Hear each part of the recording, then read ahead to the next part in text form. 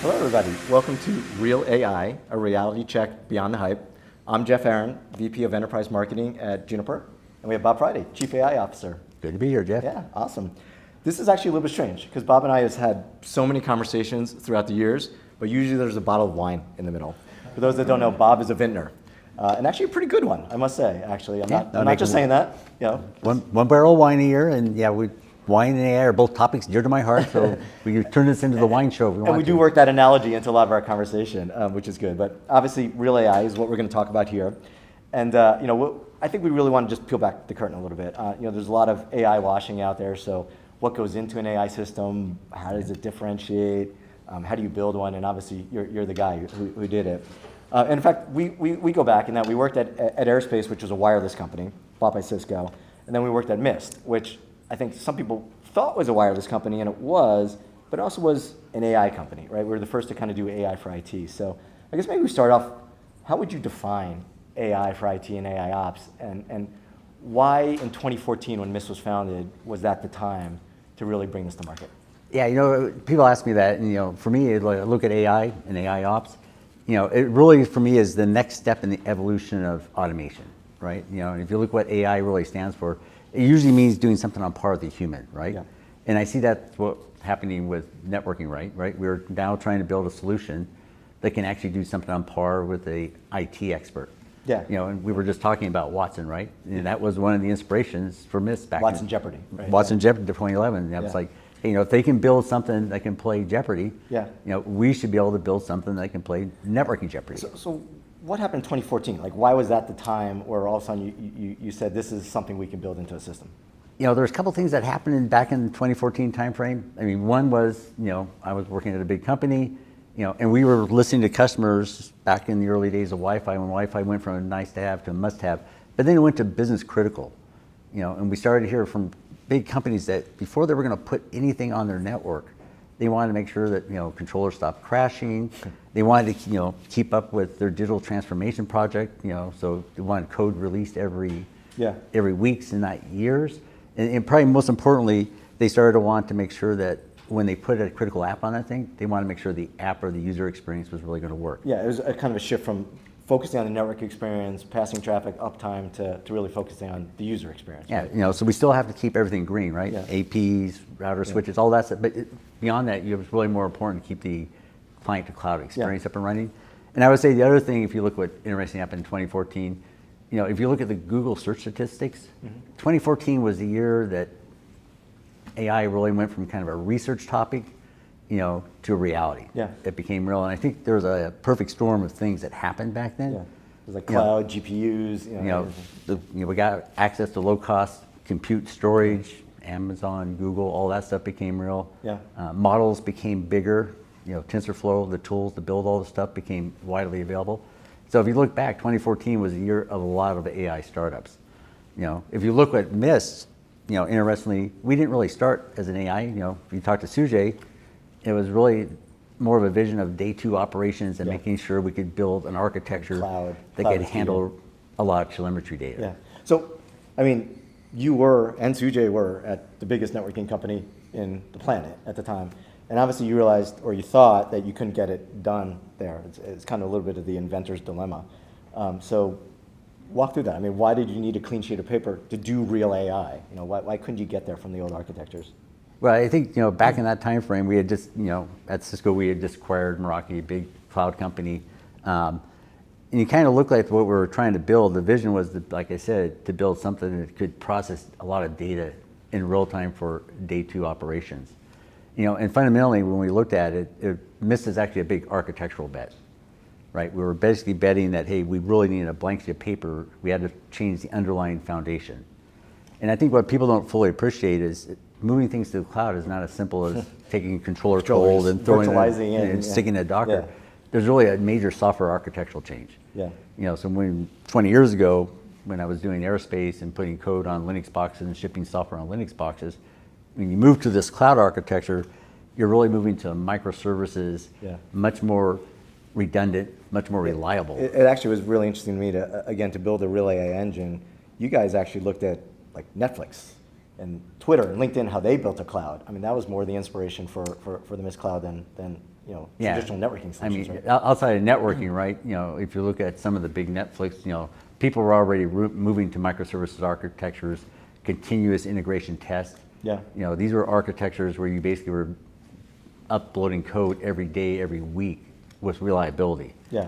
And that was part of that original customer, if you're going to do digital transformation, their mobile app, that part of the thing was basically moving very fast. Yeah. And their infrastructure was still moving at the speed of years, months. Yeah, They want to be moving at weeks. Yeah. And so that was kind of the inspiration of, yes, we can basically take a new cloud architecture into Mist. And to be honest, that's really hard to do in big companies. If you're a big company, trying to change the foundation of something is something better done with a blank sheet of paper and outside of a big company. Yeah, I can imagine that. You mentioned data, right? And I think, going back to your wine analogy, right? You can only make good wine with good grapes. Bob's mentioned that 1,000 times, and it's applicable. Same thing with AI, right? You can only make good AI with good data. And I think that is one of the things that is part of that architecture shift, right? Again, when I walked in the door of Mist, I heard the notion of rewriting the control plane and collecting 150 user states every 2 seconds, and my mind was kind of blown on that. And so, talk us through. I mean, what kind of data, and is it a quality issue or is it a quantity issue, right? When you hear some of these other vendors out there just saying, oh, we have 1,000 bazillion more APs than anyone else, so we're better at AI, and I feel like that story doesn't really hold water. So. Well, I think when we started Mist, right? I think Suzanne, we got a lot of grief on okay, why does the industry need another access point? And it wasn't because we thought we needed another access point in the industry. It's because we wanted to get the right data. Technology, right? Yeah. If you look at what we did 20 years ago at aerospace, we were sending data back every minute to controllers and doing symmetrically too. Yeah. Asymmetric and everything. When we're doing this user experience thing, now we're sending data back at every user state change. When you connect, authenticate. Yeah. And so that was probably the other thing that's happening in the industry, is we're going from a networking SMP world where you're pulling data out, to where these network devices are really becoming sensors and sources of telemetry. Yeah.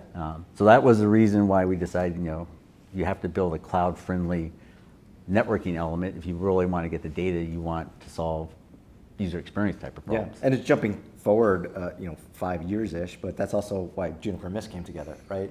Now being able to pull telemetry from routers, switches, security devices, firewalls, wireless, I would imagine that completes the puzzle quite a bit. Yeah, if you look when we started, we really focused on the access point and the edge because we were trying to answer the question of, if you're having a poor internet experience, it turns out that the edge, the access point, has about 80% of the data you need to answer that question. Yeah. Since we've joined Juniper now, we've started to extend that AIOps Marvis framework across the wireless, the switch, the route, and when we get to the router, that starts to bring in the application layer. Yeah. And so that starts to let us start answering more questions like, why is your team Zoom call having problems? Yeah. And so the access point and the edge gives you a lot of layer 2 connectivity, telemetry. The router gives you a lot of layer 3 application telemetry. Yeah. So, I actually find that fascinating, right? The notion of, can you do AI in silos, right? Can you have an SD-WAN solution here, a wired wireless solution here, a security solution here? If they're not all together, are you really going to be able to do end-to-end event correlation, or what we call client to cloud? And that's obviously one of the things that's impressed me about what we've been able, or you've been able to deliver at Juniper. So I think that's pretty interesting. Yeah, and I think that's the vision. You look at Juniper, right? We've extended that telemetry all the way from the client to the wireless AP, the switch to the router. We're starting to extend that telemetry all the way into the cloud application. Yeah, so there was a recent announcement with Zoom, for example. Walk through that, because I thought that was really interesting. Because it's funny, we've always been saying for years, right? With the client to cloud, you can troubleshoot. What's wrong with Bob's Zoom call?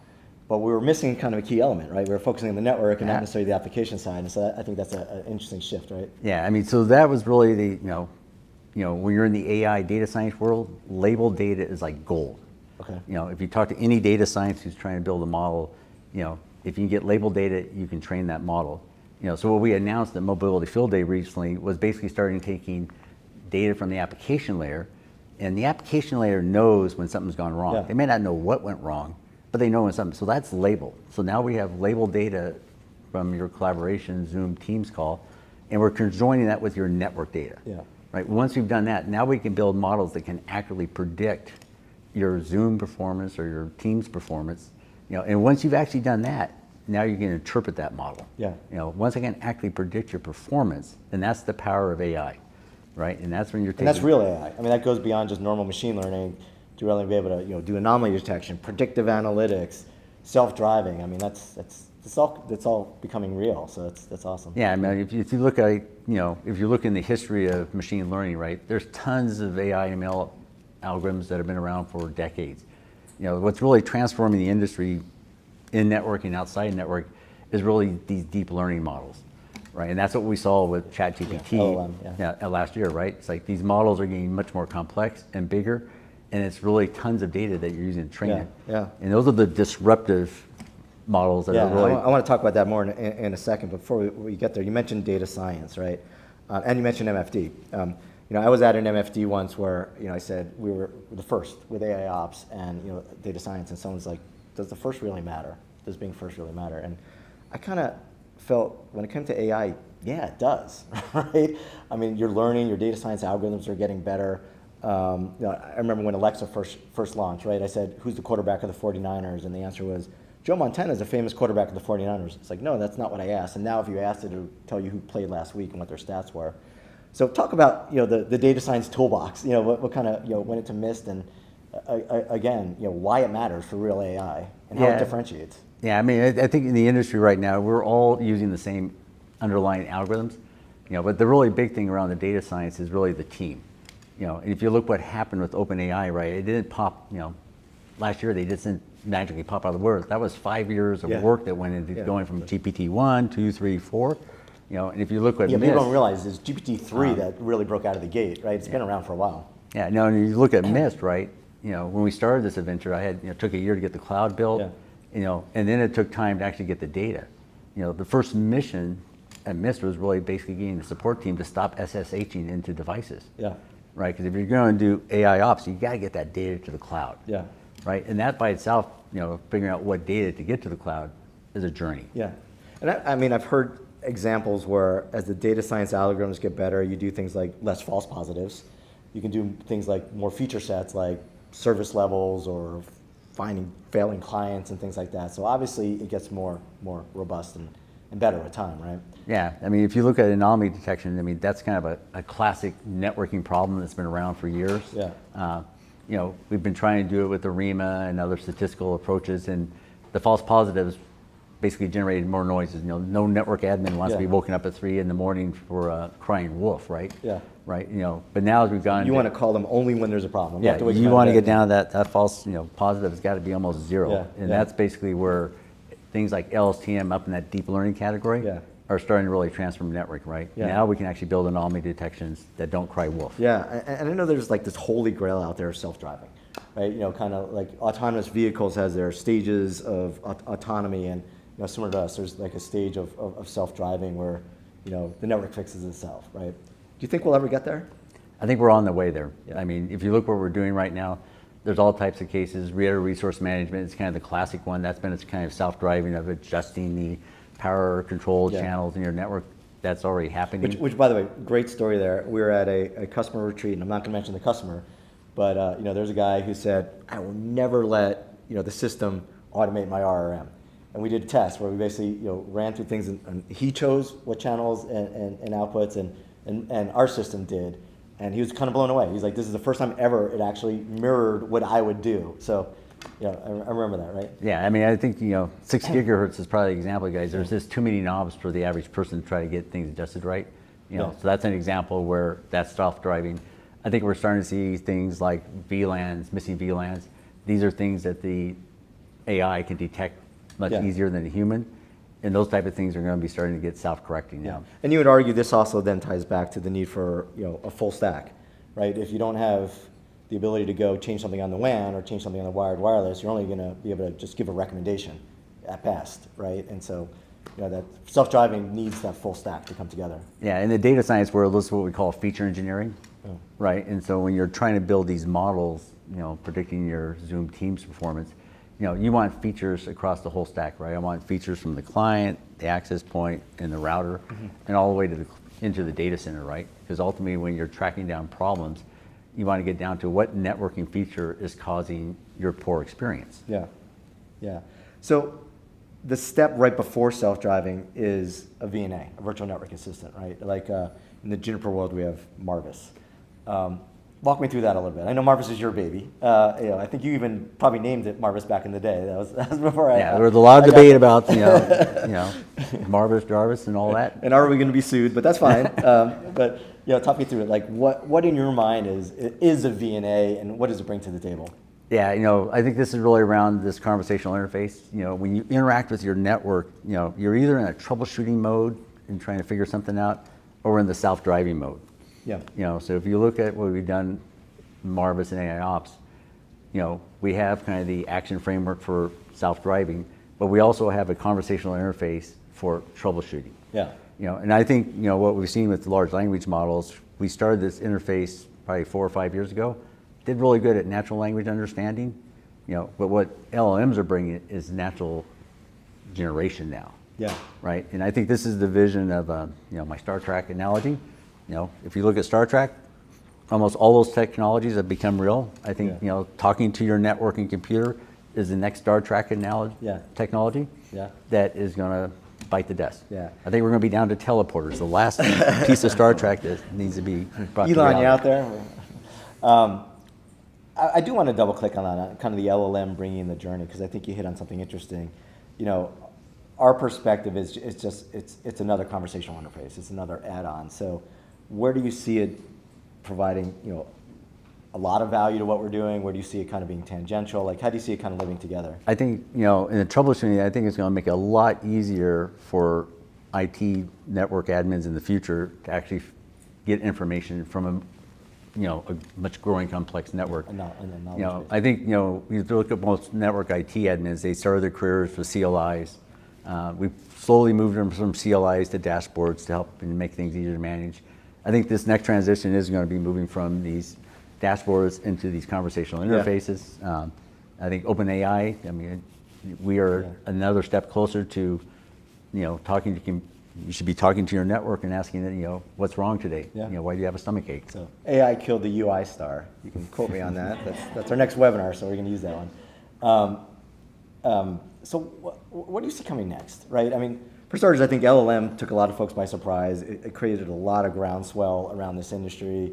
A lot of folks figuring out how to do that, and even then, I have some concerns of our competitors will launch an LLM solution, say this is a VNA, and obviously it's very different. But I'm curious on your take on that. For starters, I think it's clear that with LLMs, right, we're going to see conversational interfaces become real. Yeah. We're going to start to see them helping actually get things.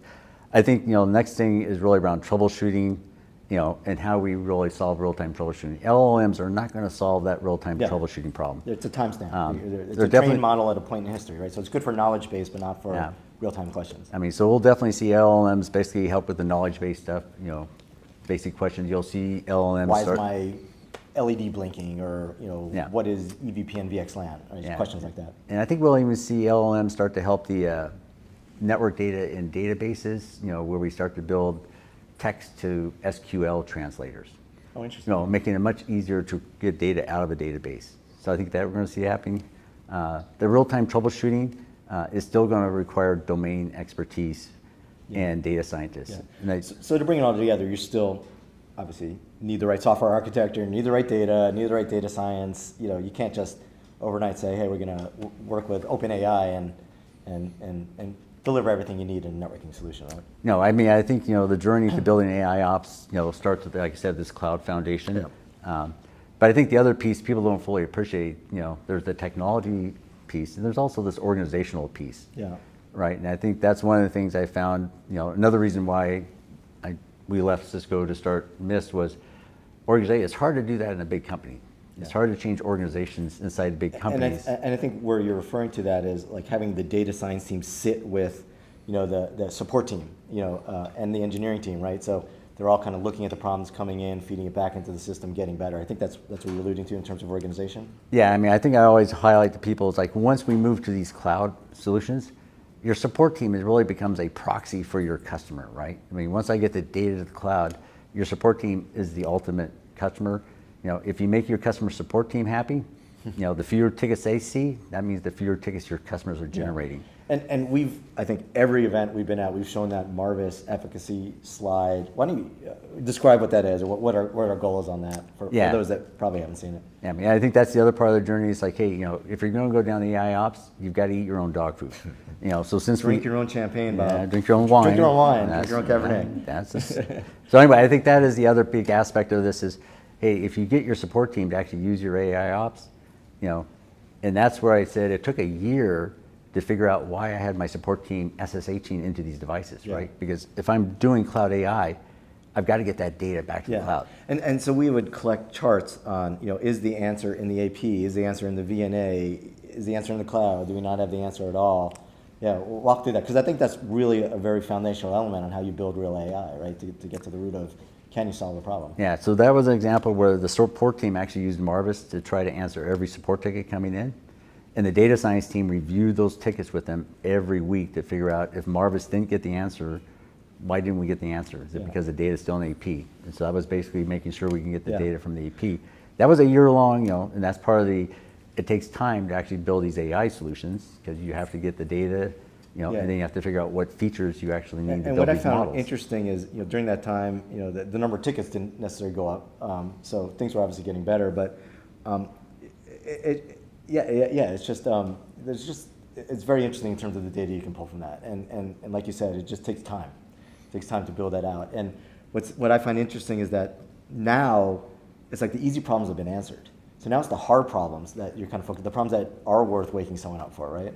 Well, I think that's part of the journey is you start to solve the low-hanging fruit problems, right? You can see the graph go up quicker, but as you start to get towards the last 10% gets harder and harder. And I think that is where, if you look in the data science, it's hard to hire data scientists who are really networking experts. And so that's why you've got to get your data science team, but your support team is the domain expert. Your support team knows how these networks work. And that's why you got to get the right marriage between these two. Because I know I've seen you in accounts where you said, you want to know if someone's using real AI, ask them how their support team interfaces with their data science team. My take right now is, Mist is the only ones actually using their own AIOps in their support team. If you go to a vendor and ask them, it's like, what is your support team using to answer support tickets? If they're not using their own AIOps solution, they're not on the journey yet. One other thing I want to talk to a little bit, kind of in what's next that we're starting to see here, even at AIinAction, is integration, like between AI systems. Like, ServiceNow, for example, is here. We've done a lot of integration with them. Where do you see that going, and what excites you about that? Yeah, this is an interesting one, because I think what we're seeing in the networking world, in the past, we all used to send networking events up to systems above us, SolarWinds, some other, Splunk or something. We're starting to see networking move to AI events, right? We're seeing a bunch of distributed AI systems. Is that standardized at all, or? I think we're at the very beginning of telemetry. I mean, we've seen standards go on to try to how to configure network devices. Telemetry standards are just starting of, how do we make sure we start standardizing what data is going to be sent back from these networking elements. But what we're seeing happen in the AI stuff is we all start to filter these raw network events through AI events. We're seeing much more intelligent events above us. And I think that's what the industry is dealing with is, how do you deal with a bunch of distributed AI events, AI systems across the network. Yeah, and I know for folks that are in Vegas, ServiceNow is going to talk about it, but for folks that are live on stream, why don't you just give a quick snippet on what we're doing with ServiceNow? Because I think that's really interesting. I think if you look at ServiceNow, they're becoming kind of that consumer of all these AI events, right? And so they're becoming kind of the next, I would call it, generation of AI above us, right? As we send AI events, they're taking AI events across different systems and now starting to correlate those events together to help solve even bigger problems across the network. Got it. Very cool. Closing out a little bit, any advice? Any advice for someone going down this journey, starting out saying, I want to build real AI and not go down a dead-end path? What would you give them advice for this? Well, I think at a high level, I always, people who are starting the journey, whether startup or new ventures, this is the ultimate team sport. If you're going to start a new journey, whether it's a startup or an adventure, you got to realize that it takes a team. And it takes a team of data scientists, support people, organizations, sales, marketing. I don't think people fully appreciate. Or even, we're not going to go down here because that's a whole other session of legal, ethics, obviously AI touches on a lot of points now that I think are pretty interesting, right? Yeah, I mean, I think, when you go down that path, there will be compliance. If you're headed down the AI path, you have to be aware of the new compliance laws. Ethics, you have to be aware of, how you're using AI. Yeah. I mean, those are all aspects of AI that you have to actually take into account when you start the journey. Very cool. So I would imagine at some point we won't be having this conversation. It's just be the ChatGPT is doing this. I'm not even sure we're having this conversation. I'm not even sure we are. It's a simulation, everybody. So with that, I want to thank you, Bob. I enjoyed the conversation. And thank you guys all for joining us. If there's anyone that wants more information, you can check out the comments. And also, there's a chance to win a free AP. I always feel like test driving the products. Not a free bottle of wine? Not a free bottle. Well, I don't know. Are you offering You guys it? want wine or APs? Just let Bob, Jeff know. usually when we're in a small setting, says if anyone's in Los Gatos, they can come to his house for wine. Yeah. I don't know if you're prepared to do this over here or not, but Give me if you're in your Los Gatos, let me know. Mr. State Wine Tasting Room is open. the Missed Estate Wine Tasting Room. I thought it was Friday Estates. The name changes all the time now. Depends the day of the week. Depends on the day of the week and how drunk you are. So again, with that, please check out the link, and thanks everyone for joining us. We really enjoyed it. Thank you, Bob. Thanks, Jared.